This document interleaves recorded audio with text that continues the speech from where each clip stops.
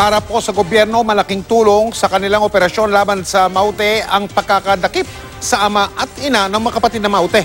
Pero aminado silang yamado pa rin ang mga terorista, lalo na pagdating sa posisyon o pwesto ng mga sniper at sa paghahanda sa bakbakan. Lalo na kung pagbabasihan itong video na ito ng pagsasanay ng Maute na nakuha ng militar. Narito ang pagtutok ni Marisol Abduraman. Eksklusibo. Nakuha ng militar sa isa sa mga baluarte ng Maute Group ang videong ito.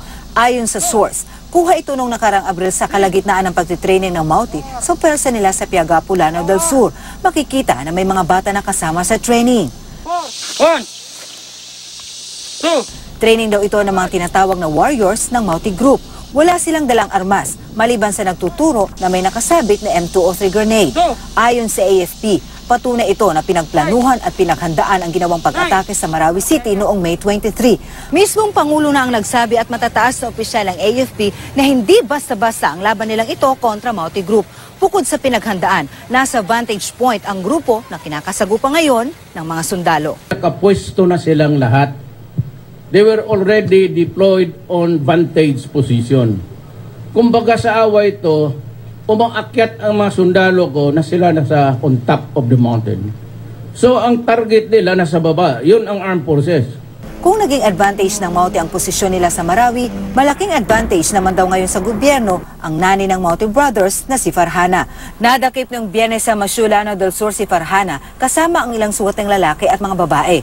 Bago nito nadakip na sa Davao City noong Martes ang ama ng mga Maute na si Kayamora, kasama ang ikatlong asawa, anak at manugang. Sina Kayamora at Farhana ang may hawak ng finance at logistics ng Maute Group. If you look at the hierarchy of the family of the Maranaos, they respect their elders, especially the mother. It's huge actually.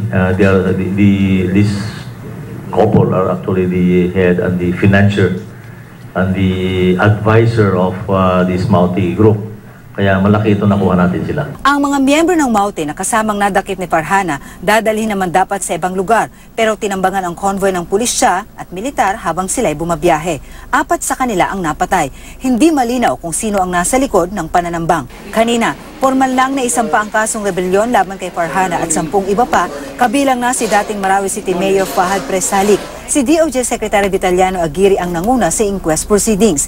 Hindi na sila inilabas para na rin daw sa kanilang seguridad. Ang panel of prosecutors na ang nagpunta sa kanilang detention facility. Very civil naman and very respectful ang mga prosecutors saka yung mga lawyers ni Salik sa isa't isa. Sabi ni Aguirre, for security reasons, hihilingin daw niya sa Korte Suprema na gawin ang imbestigasyon at pagdinig sa mga akusado ng rebelyon kung hindi man sa Visayas ay sa Metro Manila.